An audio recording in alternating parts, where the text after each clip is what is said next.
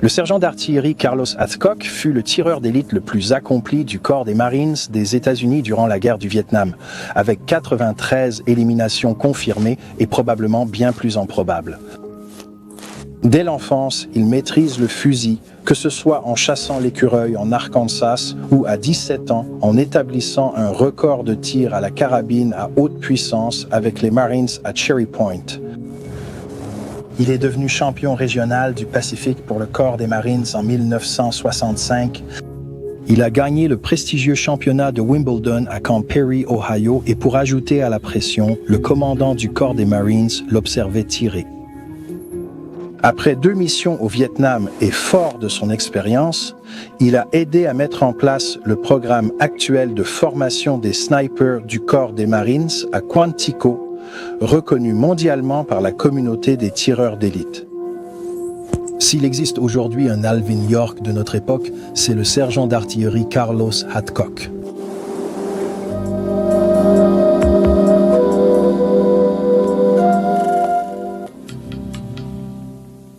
Plume blanche. Oui, monsieur. Qu'est-ce que c'est? C'était un peu ma marque de fabrique quand je l'ai adoptée. À cette époque, au Vietnam, tous les soldats portaient n'importe quoi sur leur plaque d'identité, des symboles de paix. Tu vois, il te fallait un symbole de paix et toutes sortes de trucs, des goupilles de grenades, toutes sortes de bazars sur leurs casques et tout ça. Eh bien, moi j'ai pris ça. La raison pour laquelle je l'ai pris, c'est parce que j'étais simplement en train de aller vers les méchants, tu vois, et les snipers ne font pas ça, ils ne sont pas censés le faire. Mais j'étais en quelque sorte un individu très belliqueux, je suppose, en tant que sniper, et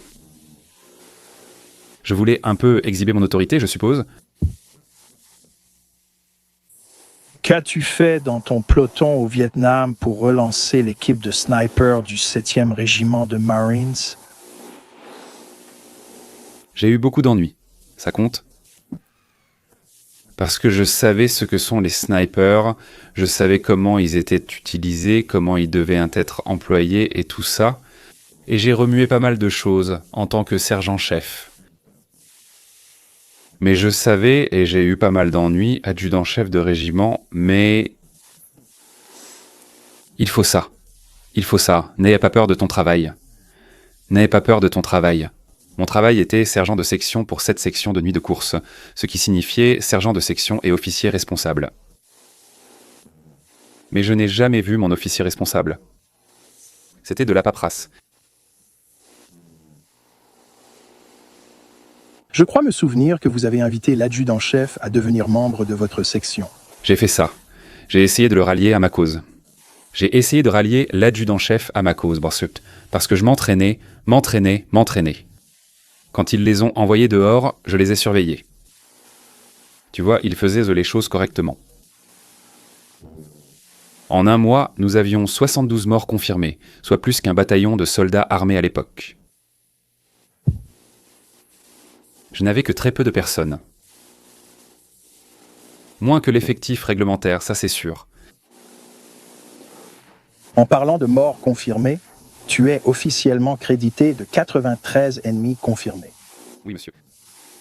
Mais qu'en est-il des probables? On entend toujours parler des confirmés quand il s'agit de ce genre de bataillon.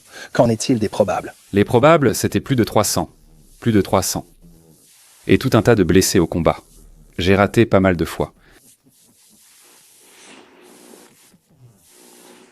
Et quand tu rates, ça devient une expérience d'apprentissage? Oui, c'est le cas. Vraiment, vraiment. J'ai appris que si tu rates un tir, il doit forcément y avoir une raison quelque part. Et tu évalues le tir, tu t'évalues toi-même, tu évalues ce qui se passe autour de toi. Ensuite, tu découvres pourquoi. Ce qui donne l'impression qu'un tireur d'élite doit être intelligent et analytique. Bien sûr, j'ignore même la première lettre de ce mot. Mais intelligent, il faut vraiment l'être. Je ne suis pas l'homme le plus intelligent du monde, mais je peux comprendre ce genre de choses. L'une de vos rencontres célèbres a été un affrontement avec un tireur d'élite ennemi où vous avez dû surpasser un tireur d'élite nord-vietnamien très professionnel. Oui, monsieur, oui, monsieur. Pourquoi ne m'avez-vous pas raconté cette histoire? Eh bien, c'est juste qu'il faisait du mauvais travail. Un tireur d'élite nord-vietnamien a été envoyé pour m'avoir. Ce que je n'ai vraiment pas apprécié. Ils travaillaient mal sur une colline. Ils ont tué un mitrailleur et un sergent devant chez moi, près d'une cabane. Et je les regardais mourir. Et moi, j'ai fait un vœu à ce moment-là. J'allais la voir, d'une manière ou d'une autre. Et je suis revenu du Vietnam avec 86 victoires confirmées et de nombreux problèmes. Et je me disais que j'étais un peu meilleur qu'eux. Alors, à peine, car j'étais vivant.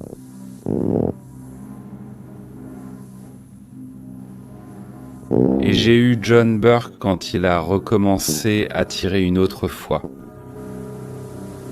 J'ai eu un partenaire, nous sommes sortis. Non, ce n'était pas John Burke, mais un autre. Et nous sommes sortis. Et nous l'avons suivi, je l'ai suivi. En tant que chef d'équipe, je l'ai suivi, très prudent, un individu très intelligent, et j'ai pensé qu'il était presque aussi bon que moi. Mais il n'y a pas moyen, personne n'est aussi bon, donc... Et tu dois penser comme ça aussi.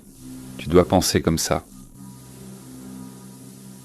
Et j'ai fait une erreur. Je suis tombé sur un vieil arbre pourri, et il a tiré... Il a touché la gourde de mon partenaire. Nous avons tous les deux pensé qu'il avait été touché à cause de la chaleur le long de ses jambes. J'ai vu le trou dans sa gourde et demandé s'il était blessé. « Ouais, tu n'es pas blessé, tu as juste flingué ta gourde, c'est tout. » Et on a traîné un peu, on s'est mélangé et il a commencé à courir, le gars, il a commencé à courir maintenant. Et on s'est déplacé jusqu'à ce que je sois à son ancien emplacement. Et lui, à mon ancien emplacement, ce qui était mauvais pour lui parce qu'il faisait face au soleil à ce moment-là. C'était l'après-midi déjà. Et le soleil a reflété sur la lentille de sa lunette de visée, je suppose, ce que je ne savais pas à ce moment-là. Mais j'ai vu le reflet, j'ai tiré là où il y avait le reflet, et c'est juste arrivé au bon moment, et apparemment, j'ai simplement été le plus rapide à appuyer sur la détente. Sinon, il m'aurait tué. Comment le sais-tu? Pardon? Comment sais-tu que sinon il t'aurait tué? Comment je sais qu'il m'aurait tué? Parce que j'ai tiré en plein dans sa tasse, sans toucher ses yeux. Je n'ai pas touché ses yeux et ça n'a pas amélioré sa vue de ce côté. Nous parlons du soutien de l'observateur, tandis que E2 doit tirer. Oui. Parlons de cet engagement de 5 jours. Oh non, ça c'était quelque chose. Ils ont juste eu la malchance de tomber sur nous. C'était toute une compagnie, non? C'était une compagnie du nord de l'Illinois, toute neuve, avec uniforme et équipement neuf. Ils n'avaient aucune communication ni soutien, ce qui jouait en notre faveur. Et nous l'avons vu venir droit au milieu, vraiment droit, et bien Dix à notre côté, et... J'ai abattu l'officier devant. Mon observateur a descendu celui à l'arrière, tu sais, ils n'avaient plus de chef sauf un, il en restait un, et il a pris la fuite après qu'on en ait descendu 3 ou 4, et il s'est mis à courir, ce qui n'est pas bon pour la santé. On ne court pas très vite à travers les rizières, ça c'est sûr, et il n'a pas tenu longtemps, et après il ne restait plus qu'une bande de gamins là-bas.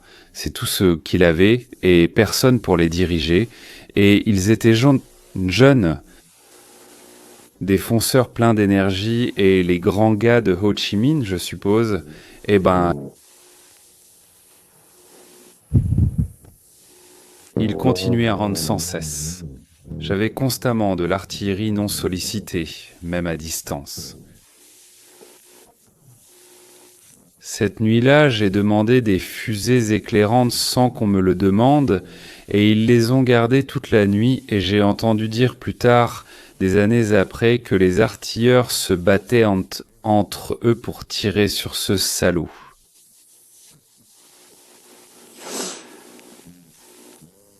C'est ça la camaraderie, vous savez, il faut de l'aide, il faut de l'aide.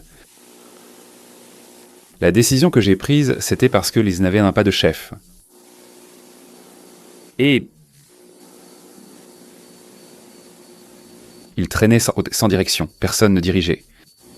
Alors j'ai pris une décision après 3 tirs. Après 3 tirs, nous en avions tiré 3. À ce moment, le tireur d'élite part après 3 tirs.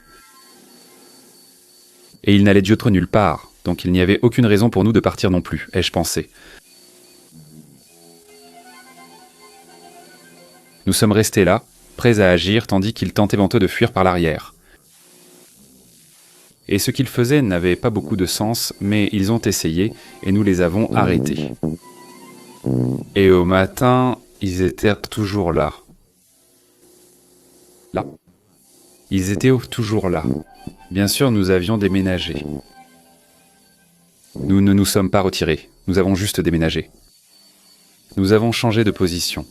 Et ils ont essayé d'attaquer l'endroit où nous étions avant, la position principale, et ils n'ont pas été loin non plus.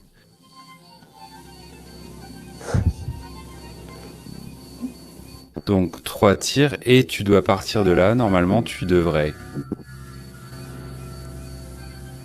Combien de jours ça a duré et comment ça s'est terminé? 5 jours et 5 nuits, 5 jours et 5 nuits. Comment ça s'est terminé? Ça s'est terminé quand j'ai appelé, on commençait à manquer de provisions, de munitions, de presque tout. Et j'ai pensé qu'il était temps de quitter Dodge. J'ai donné notre signal. Et ils ont tout couvert depuis cette villa à l'arrière, de la vallée jusqu'à l'endroit où nous étions. Nous sommes partis et avons réussi à sortir, Dieu merci. Quand l'équipe de ratissage est arrivée, ils ont capturé un sergent de l'approvisionnement. Et ils ne savaient un abat ce qu'il y avait là-haut, combien il y en avait là-haut, ou ce que c'était. Mais c'était mortel quand même. Et j'apprécie cela. Il y avait une grande digue qui traversait tout droit le milieu, et ils étaient de l'autre côté par rapport à nous. Il y avait environ 800 mètres jusqu'à l'eau, jusqu'à la rivière et 600. Nous avions environ 600 mètres pour tirer avant qu'ils n'arrivent jusqu'à nous, et ça a plutôt bien fonctionné. Les digues des rizières. Les digues de rizières fonctionnent bien, fonctionnent vraiment bien, parce que c'est une dissimulation pour... À ce moment, ils étaient d'un grand et tentaient de se cacher derrière. Parfois, en relevant la tête, ils perdaient leur coupe de cheveux. Et la mission au cours de laquelle tu as probablement établi un record en track, c'est quand tu as éliminé ce général ennemi, tu as traqué quoi, 1000? Environ un peu plus, en fait à peu près 1200. Ça t'a pris quoi, 3 jours pour le remplir? 3 jours et 3 nuits. L'un des 4e jours, quand j'ai terminé ma mission. Quand tu racontes l'histoire, tu étais à la fin de ta première tournée au Vietnam? Oui, juste à la fin. Normalement, quand tu prends une mission comme ça, quand il te reste si peu de temps, tu oublies tout. Les tactiques ont tout le reste, et tu finis par mourir. Et je ne savais pas ce que faisaient mes gars. Et... Alors, j'ai pris la mission sur moi-même, et en me disant que j'étais peut-être un peu meilleur que tous les autres parce que c'est moi qui m'entraînais, censé être meilleur, et... Je sors de la forêt là-bas et... Je suis arrivé sur la terre ouverte et me suis mis sur le côté, tandis que lui s'est allongé à plat ventre, car cela laissait une trace plus grande ainsi. Je rampais sur le côté, très lentement, très lentement. Je savais que j'avais encore beaucoup de chemin à parcourir. Je ne voulais pas trop m'épuiser. Et, les patrouilles étaient à portée de main de moi. Je pouvais en faire trébucher, la plupart, certains d'entre eux. Ils ignoraient moi-même ma présence dans leur arrière-cour.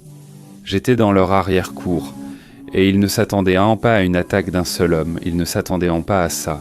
Et je savais, dès la première fois, quand ils passaient en traînant les pieds près de moi, que j'avais réussi. Maintenant, soyons bons, soyons vraiment bons. Alors j'ai juste continué à ramper comme un ver et beaucoup de patrouilles sont passées. Il y en avait 2. 2 mitrailleuses jumelées de calibre 51 à ma gauche, 2 autres mitrailleuses jumelées de calibre 51 à ma droite. Je les voyais préparer leur nourriture et j'aurais aimé en avoir, mais j'avais très faim et soif. Mais tu as un travail à faire. Tu ne peux pas laisser tout ça t'atteindre. Tu es dans ta bulle, c'est tout. C'est ton boulot, ton boulot. Et je me suis faufilé sur cette petite butte avec une voie d'évasion sur ma droite jusqu'à la lisière des arbres qui se trouvaient entre tous les 51 et qui étaient préparés pour des attaques aériennes. Je ne crois pas qu'ils seraient descendus aussi loin, Dieu merci. Et j'ai vu tous les gars courir partout ce matin-là et j'ai éliminé le mauvais gars et... C'est à quelle distance ? C'était précisément à 700 yards, la distance à laquelle j'avais réglé ma carabine, et j'ai tiré. J'ai pris ma carabine et je l'ai réglée. Et j'ai juste attendu, le vent, la température, l'humidité, tout le bazar, j'ai essayé de tout passer en revue rapidement dans ma tête. Et ça a plutôt bien marché, ça a marché sur le coup. J'ai dû sortir pour m'éloigner. Quand j'ai tiré, tout le monde a couru vers les arbres, car ils étaient de ce côté. J'ai eu un éclair. Ah, tu tiens peut-être un truc là. Alors je suis allé vers ce fossé, une petite ravine, et j'ai atteint la lisière des arbres. Et à peu près passé, j'ai voulu me relever pour aller un peu plus vite. Mais je devais faire attention aux pièges et je pense que je retournais à mon point de récupération. Cette escouade était présente chaque jour au point de récupération. Et ils sont devenus complaisants. Ils n'ont pas pu me récupérer quand j'étais là, ils n'ont pas pu me récupérer. On aurait dit un troupeau de camions bennes vides avec plein de boîtes de conserve dedans, mais... Il y a eu un autre incident majeur dans le livre aussi, et c'était l'histoire d'Apache. Oh, je n'aime vraiment pas parler d'elle pour être honnête, mais chaque fois que tu dis quelque chose à son sujet, je vois cet enfant venir vers l'eau. C'était l'enfant qu'elle avait découpé ? Oui. Skent. Elle était une...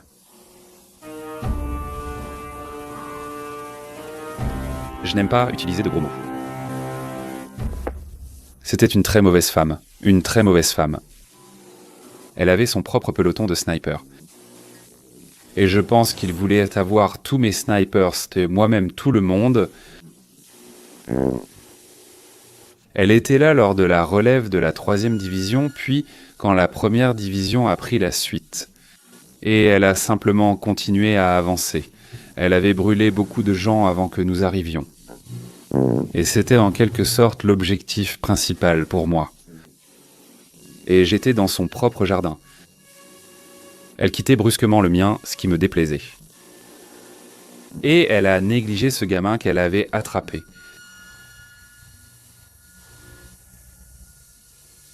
Toute la nuit, la moitié du lendemain.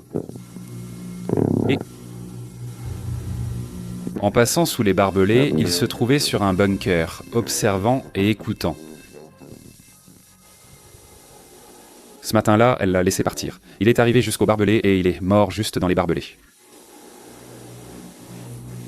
Celle-ci était personnelle. Celle-ci était vraiment, vraiment personnelle. Très personnelle. Et quand j'ai eu cette dame, c'était un peu par hasard, vous savez. Le capitaine E, Géland et moi, le capitaine E. Géland était notre responsable. Et lui et moi étions sur le terrain et nous avons vu un hamburger arriver et je crois que j'avais le fusil à ce moment-là et nous étions en train d'échanger les fusils. Et je l'ai vu, Agi l'a vu et on se disputait un peu le fusil. Tu sais, donne-le-moi, non donne-le-moi, je vais tirer. Oui, c'était une vraie comédie d'erreur. Tout était une comédie d'erreur. Et bien sûr, le méchant s'est échappé. Et il a dû retourner voir son patron pour lui raconter. Et il y avait un petit mot là, et nous avions Karl Hardy avec nous. Oh, j'ai toujours eu ça. Et j'ai vu qu'elle arrivait, j'ai vu le groupe arriver. Il y en avait environ 5. Je l'ai vu s'accroupir pour uriner. Je suis certain que c'était elle. Et Eji a déjà appelé, il l'a relâché. Et ils m'ont attrapé derrière eux, en fait. Ils ont couru droit dans ce passage, vers nous. Erreur. Et l'homme devant elle essayait de la faire s'arrêter, parce qu'il courait droit vers nous, là où il nous avait déjà vus. Il essayait de la faire s'arrêter. Mais je l'ai arrêté. Et je l'ai tiré une fois de plus pour être sûr, parce que c'était le meilleur tir que j'ai jamais fait, je crois. Le meilleur tir que j'ai jamais fait. Nous avons encore une rencontre majeure à discuter et c'était unique pour toi et c'est aussi un environnement de tir assez unique, tiré à plus de 1000 yards avec un .50 calibre. Pourquoi ne nous racontes-tu pas l'histoire de ton tir à 2500 yards? Eh bien, on m'a envoyé en mission. Nous avions, ou le capitaine Landon avait, je crois que c'était dans les Seabees, fabriqué un support pour adapter le fusil, l'inertie de la lunette de mon fusil, adapté aussi à une mitrailleuse calibre 50, qui avait une rampe prévue pour cela. Et j'ai été envoyé principalement pour ça, pour voir comment ça fonctionnerait, et j'ai constaté qu'il m'a fallu à peu près une journée entière pour y arriver. J'ai mis ce jeune caporal sur la route et j'ai pris l'arme en charge. Nous étions perchés au sommet d'une petite montagne. Vous savez, il y avait des méchants partout. Aucune patrouille n'était envoyée hors de la montagne, car il fallait survivre. Et j'y suis resté 3 jours. Les mouvements qui bougeaient, quand ils bougeaient, tout le bazar, j'observe tout ça. Et le 3e jour, je l'ai réglé à 0. Il m'a fallu 3 tirs pour le régler. La distance la plus proche était de 1000 yards. La distance maximale était de 2500. Et il se trouve que, exactement là où j'ai réglé la visée à 2500, il rentre à la maison avec un hamburger. Il rentre à la maison avec un hamburger et il a marché juste à l'endroit où il allait. Et il s'est penché pour se brosser les dents, boire un verre, peu importe ce qu'il faisait. J'ai poussé les papillons et s'il ne s'était pas relevé, je serais passé au-dessus. Mais par chance, il s'est relevé et il a attrapé ce morceau de plomb.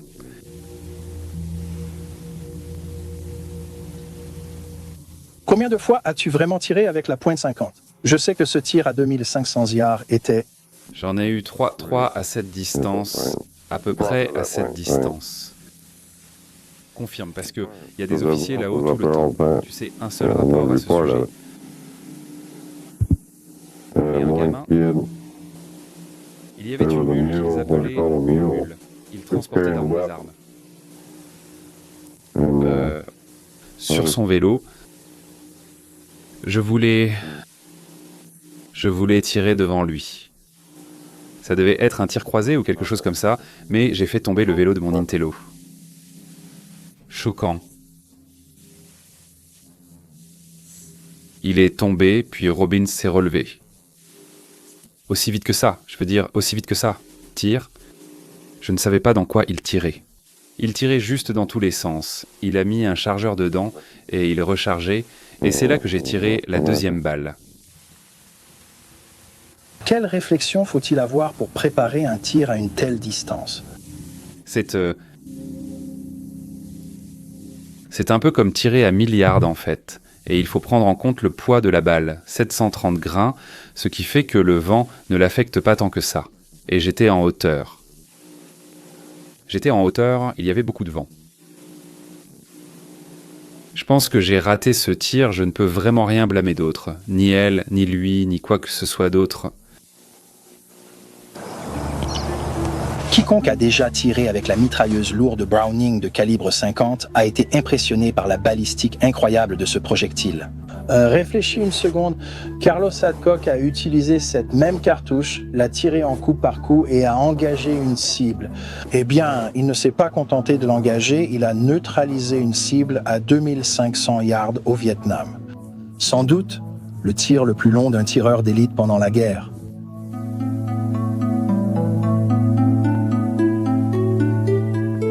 Comment était-ce de mettre en place la première école de tireurs d'élite moderne à Cornico? C'était une corvée, laissez-moi vous dire. C'était une corvée. À cette époque, je n'étais pas en très bonne santé et j'étais un peu en train de me détériorer, en quelque sorte. Et c'était une corvée. C'est le principal, c'était une corvée. Et le plus important, c'était de convaincre les responsables des différentes unités de comprendre à quel point un tireur d'élite était précieux pour l'unité. Et ils ne le réalisent toujours pas. Ils ne le réalisent toujours pas. C'est un problème permanent pour les commandants, je voulais le signaler. Ils ne le réalisent donc toujours pas.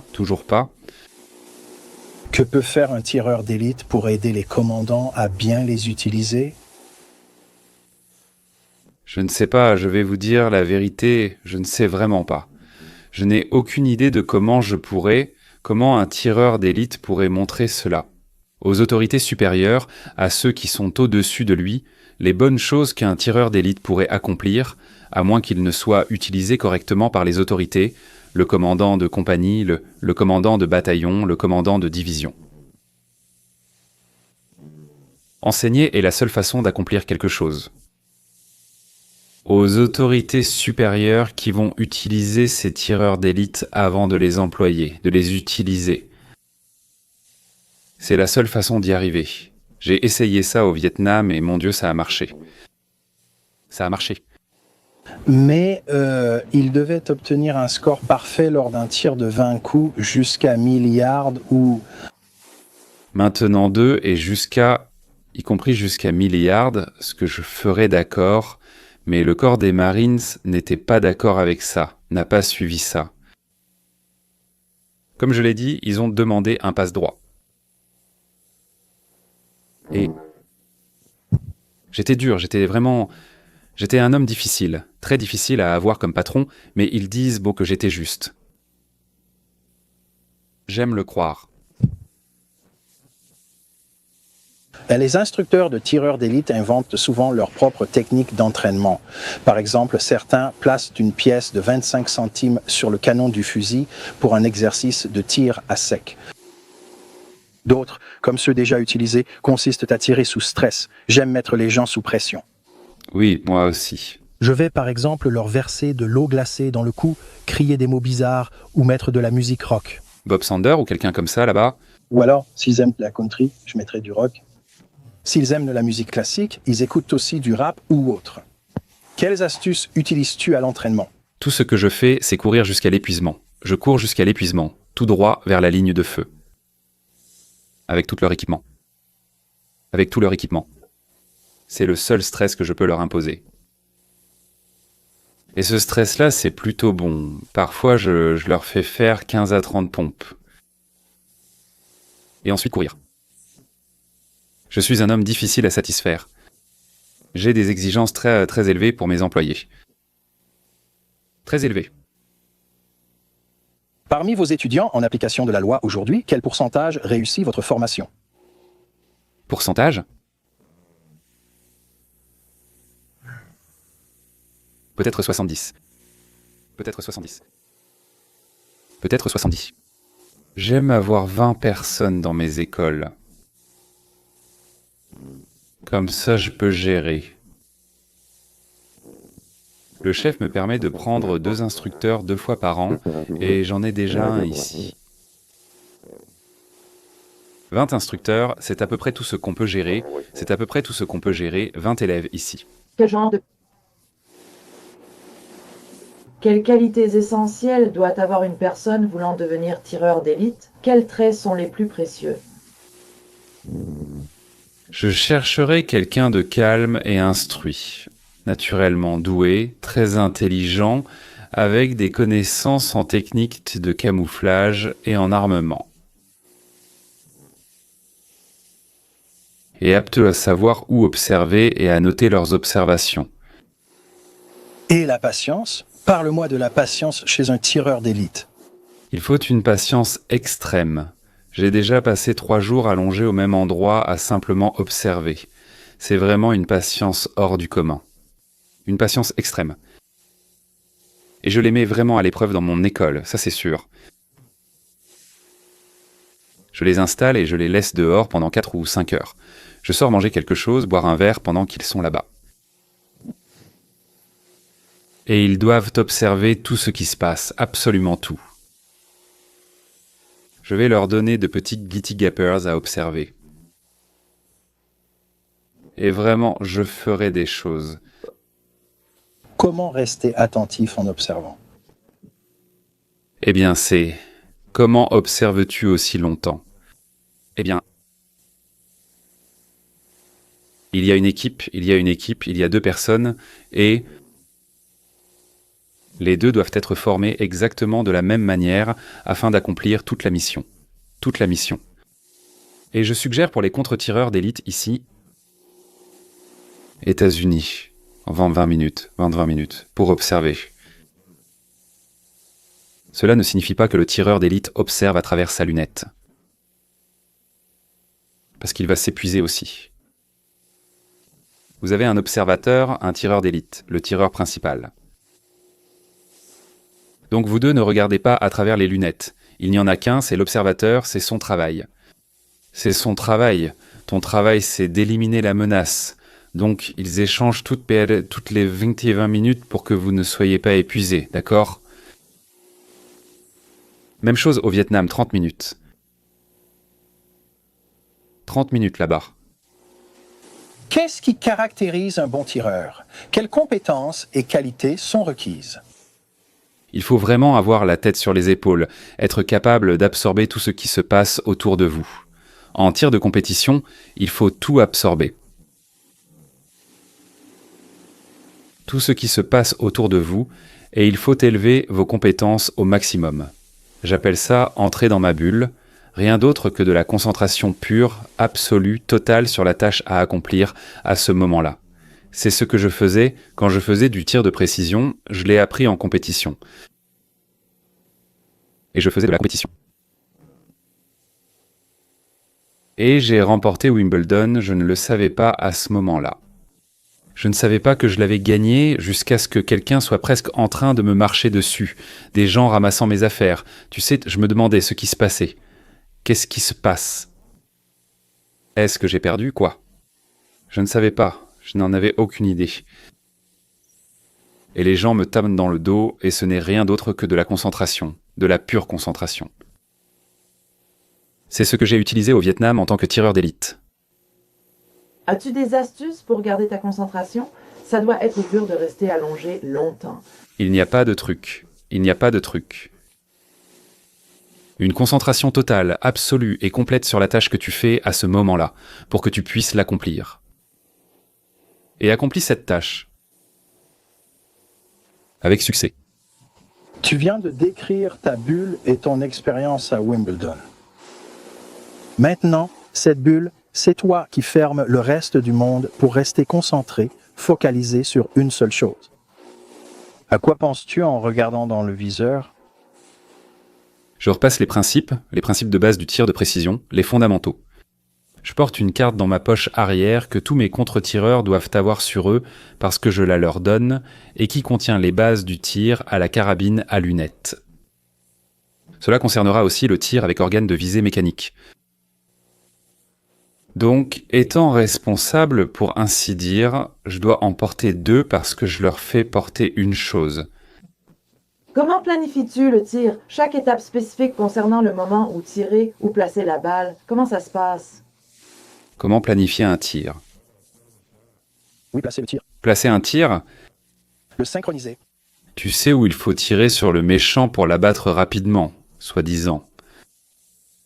C'est dans la tête, je peux le faire à 640 mètres, mais c'est impossible. Donc j'ai juste évalué les conditions dans lesquelles j'étais, ce qui se passait entre moi et la cible, et j'ai simplement fait de meilleures détections à partir de là. Alors, sur quoi vises-tu? Ça avait l'air de fonctionner. Où as-tu choisi de lui tirer dessus et pourquoi? Un tireur d'élite militaire est un tireur de zone. Et tu as 48 cm de ta taille à ton menton sur lesquels tu peux tirer, et 30 cm de large sur lesquels tu peux tirer. Donc tu as un grand espace là, tu as un grand espace. Et pour que tout soit correct, tu devrais le toucher en plein milieu. Ton cœur n'est pas à gauche comme tout le monde le dit, je pense qu'il est en plein milieu. En plein milieu. Et qu'en est-il du tir à sec? Oh oui, il faut s'entraîner au tir à sec. Tu dois t'entraîner au tir à sec. C'est vraiment nécessaire. Tu dois vraiment t'entraîner au tir à sec. Je rendais ma femme folle quand je m'entraînais dans le salon. Nous vivions dans un petit appartement près de la Caroline du Nord et je m'entraînais au tir à sec dans le salon, debout ou couché selon la position à travailler. Heure après heure après heure. Je m'assurais que tout était parfait. Est-ce que tu recommanderais ça aussi? Quels autres types d'entraînement recommanderais-tu à part le tir à sec? Le tir à sec est-il probablement le plus important pour le tir? Oui, avant de tirer, fais-le. C'est magnifique, magnifique. C'est une corvée, c'est une autre corvée, c'est tout, et parce que tu es là. Il ne se passe rien autour de toi. Peut-être que la télé est allumée. Tu dois penser, te concentrer sur ce que tu fais, tu dois te concentrer sur ce que tu fais, essayer de t'améliorer, et soulever de la fonte en est une partie majeure, la partie principale. Est-ce que le tir dans l'ensemble est ce que tu appellerais une compétence fragile que tu peux facilement perdre? Le tir est une compétence qui se détériore, une compétence qui se détériore. Si tu ne t'entraînes pas assez souvent, tu vas la perdre et il n'y a aucun moyen de la retrouver à moins de continuer à tirer. C'est comme ici à Virginia Beach, mes tireurs d'élite à Virginia Beach, on s'entraîne une fois par semaine. Donc ils sont en première ligne tout le temps. Et donc pour éviter qu'ils ne perdent leurs compétences, on s'entraîne une fois par semaine et le chef vient avec moi. À ton avis, quelle est la pratique minimale dont le tireur a besoin pour obtenir une précision de sniper? Une précision de tireur d'élite, qu'est-ce que... Le minimum, je dirais, c'est une fois par semaine, et un entraînement de qualité avec un bon entraîneur. Pas juste sortir tout seul en se disant « Oh, je vais faire ça aujourd'hui », mais avoir quelqu'un qui te prépare un programme et qui ne te laisse pas savoir ce qui va se passer quand tu arrives.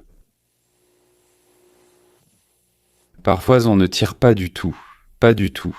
On s'entraîne au mouvement, au camouflage, à la dissimulation, à tout ce qu'un tireur d'élite doit pratiquer. À différents moments, mais tout se dégrade. Sans entraînement, tu perdras ses compétences. Ah, s'il y avait une seule chose, la plus importante, dont tu as vraiment besoin pour réussir en tant que tireur d'élite militaire, quelle serait cette chose? L'observation parce que c'est principalement ton travail avant tout et un tir est secondaire. Le tir est secondaire car toutes les infos que tu obtiens. Comme tireur d'élite militaire, policier ou contre-tireur, est très pertinente pour la situation et tu dois la rapporter aux autorités compétentes et le tir devient presque secondaire. Si tu vois quelqu'un que tu estimes être un haut gradé et qu'il dirige les troupes, alors tu pourrais l'abattre sur le champ.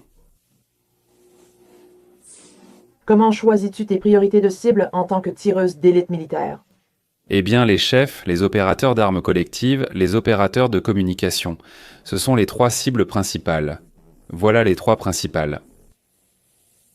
Et c'est tout ce que j'ai toujours choisi comme cible. Je n'ai pas choisi Omer Smoukatelli là-bas, parce que ce n'était pas mon rôle.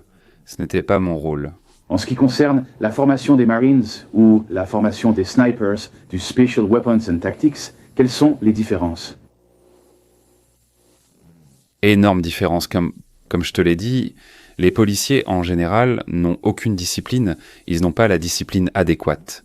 Je mets ça de côté, puis on obtient la bonne discipline seulement quand ils passent par mon école. Au bout de 2 semaines, ils l'ont parce que je demande une chose, je martèle une chose dans mon école, la discipline. Il faut avoir de la discipline pour pouvoir produire ce tir, rester allongé là pendant des heures quand des heures, en changeant avec ton partenaire. Tu pourras quand même améliorer un tir. De nombreuses idées fausses circulent sur les motivations et la personnalité du tireur d'élite. Carlos Adcock nous donne quelques éclaircissements à ce sujet.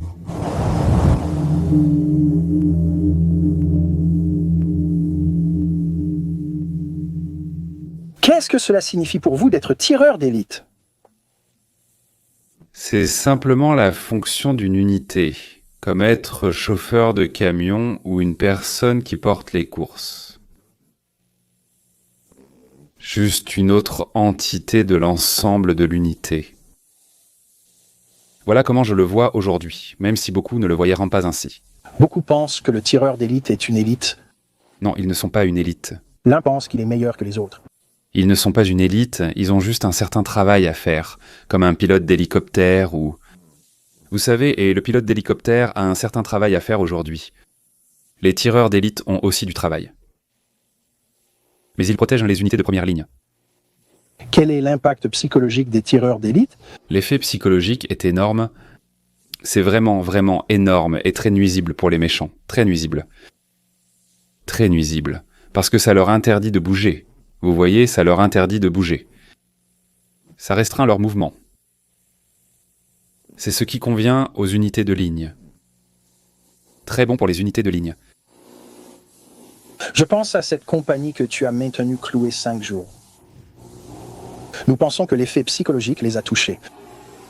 Comme l'a dit un sergent d'approvisionnement, les Suisses de la NBA étaient là présents et capturés.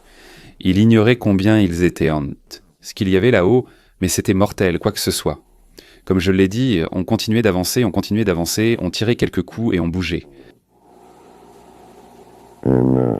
C'est un effet très très dégradant que j'ai pu constater pendant mon court passage au combat.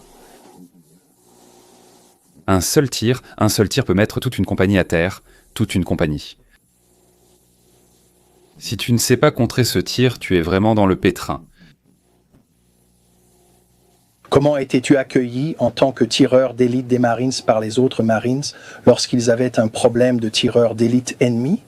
Eh bien, on était plus apprécié qu'un paquet d'Oreo à proximité.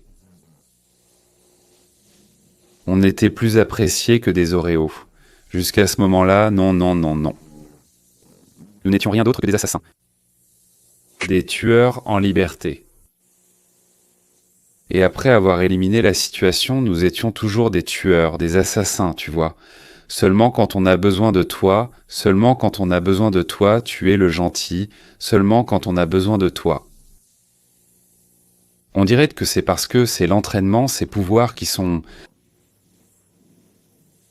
Ils méprisent les snipers et tout le monde méprise les snipers parce que nous avons un travail. Les gens en bas ne comprennent pas ce travail. Ils ne comprennent pas ce qui peut être fait pour la nuit dernière. Parmi les gens que tu as formés, policiers, militaires, etc., comment les gars de la ville se comparent-ils aux gars de la campagne? Il n'y a pas de comparaison, il n'y a vraiment aucune comparaison. Les gars de la campagne. Les gars de la campagne sont formidables, bien meilleurs et plus à l'écoute. Que ce qu'un gars de la ville fait debout au coin de la rue à cracher dans le caniveau. Mais qu'en est-il d'un gars de la ville qui a beaucoup chassé? La chasse ne favorise-t-elle pas ses compétences? C'est vrai. La chasse développe de nombreuses compétences utiles si elle est bien pratiquée. J'ai un gars de la ville ici qui est l'un de mes meilleurs amis, mais il n'a pas pu aller à l'armée. Et je l'ai vu, je l'ai utilisé comme agresseur lors de certaines de nos opérations. Et ce gaz est vraiment très bon.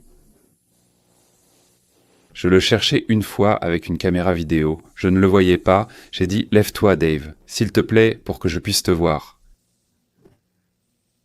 Il ne savait rien du camouflage militaire, rien du tout. Mais c'est un bon chasseur de cerfs.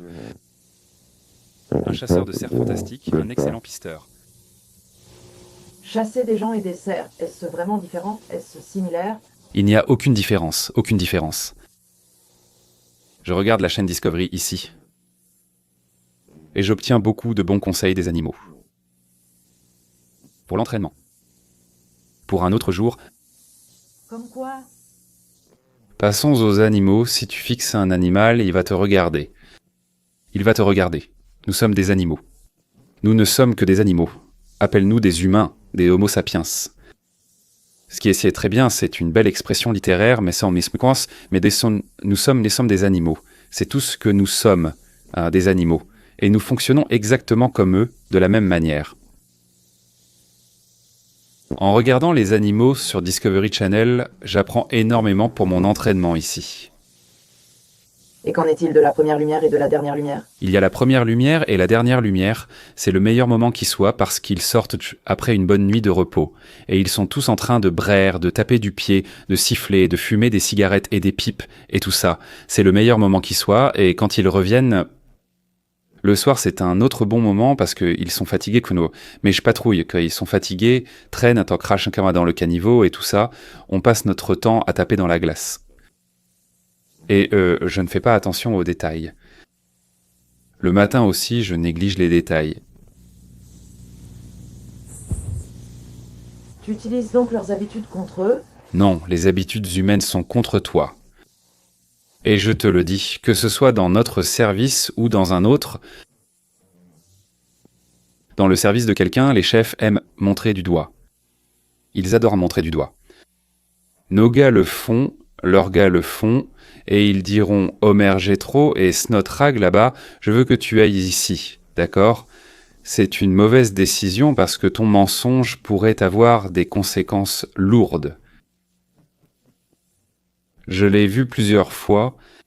Y a-t-il quelque chose que tu voudrais dire, pense à ce public, quelque chose que tu voudrais dire sur le fait d'être tireur d'élite ou d'avoir été au combat ou sur le corps des Marines ou un conseil, quelque chose que tu voudrais dire? D'accord. Pour les tireurs d'élite de la police, continuez votre entraînement, continuez à vous entraîner sur certains aspects du tir de précision. Vous ne pouvez pas en faire trop, vous ne pouvez vraiment pas en faire trop, donc faites-le à fond, engagez pleinement esprit et corps lors de l'entraînement. Ne vous contentez pas de vous entraîner, visez la qualité.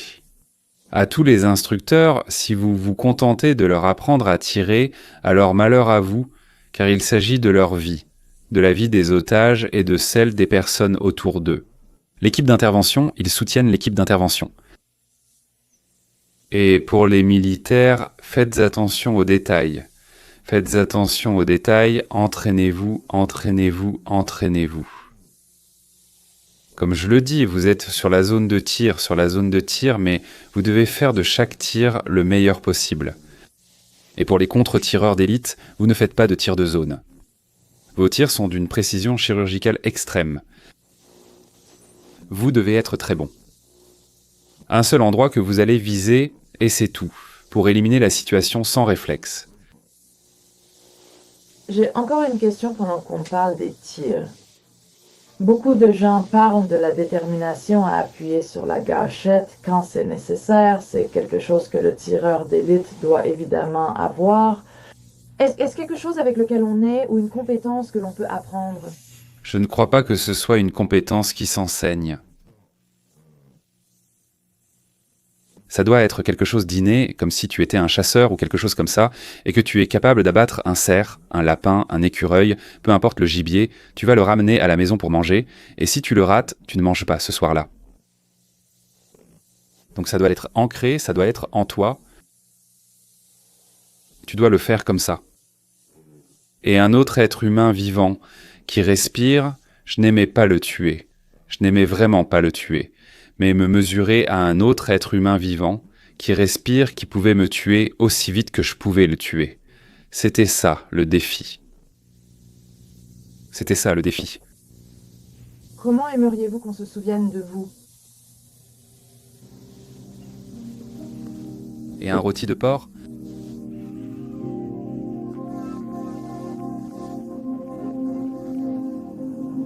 Tu sais, c'est un homme de l'Arkansas, tu sais. Était-ce une personne très célèbre, tu sais, dans ton domaine et tout ça? Comment aimerais-tu qu'on se souvienne de toi après ton départ? Juste que j'ai bien fait mon travail. J'ai bien fait mon travail. C'est tout ce que je veux. C'est tout ce que je veux. Eh bien, je n'ai eu aucune médaille. Reconnaissance, vraiment. Pendant l'entraînement, j'ai reçu des médailles d'entraînement, mais aucune autre médaille, ce que je n'ai pas vraiment demandé. Et personne ne les a demandées. Il faut avoir un bon commandant, je suppose, ou quelque chose comme ça. Et tu vas te retrouver dans le pétrin comme moi. Mais mon commandant restait toujours dans le pétrin parce que j'y étais tout le temps. J'essayais simplement de faire mon travail, c'est tout ce que je veux. Reconnaître un marine qui essaie de faire son devoir.